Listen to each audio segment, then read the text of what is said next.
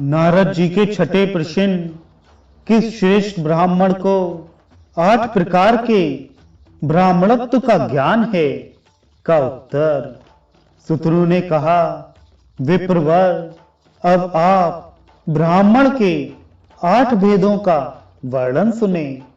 मात्र ब्राह्मण, श्रोत्रिय, अनुचान, भ्रूण, ऋषिकल्प, ऋषि और मुनि, ये 8 प्रकार के ब्राह्मण श्रुति में पहले बताए गए हैं। इनमें विद्या और सदाचार की विशेषता से पूर्व की अपेक्षा उत्तरोत्तर श्रेष्ठ है। जिसका जन्म मात्र ब्राह्मण कुल में हुआ है, वह जब जाति मात्र से ब्राह्मण होकर ब्राह्मणोचित उपनयन संस्कार तथा वैदिक कर्मों से हीन रह जाता है, तब उसको मात्र ऐसा कहते हैं।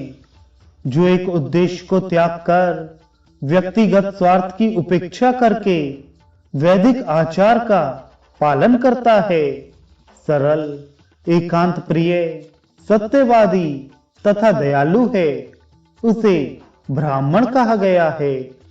जो वेद की किसी एक शाखा को कल्प और 6 अंगों सहित पढ़कर ब्राह्मणोचित 6 कर्मों में संलग्न रहता है, वह धर्मज्ञ विप्र श्रोत्रिय कहलाता है।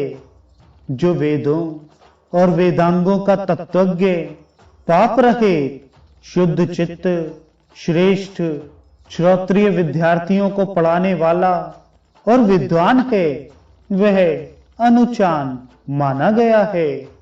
जो अनुचान के समस्त गुणों से युक्त होकर केवल यज्ञ और स्वाध्याय में ही संलग्न रहता है, यज्ञ शिष्ट अन्न भोजन करता है और इंद्रियों को अपने वश में रखता है, ऐसे ब्राह्मण को श्रेष्ठ पुरुष भ्रूण कहते हैं।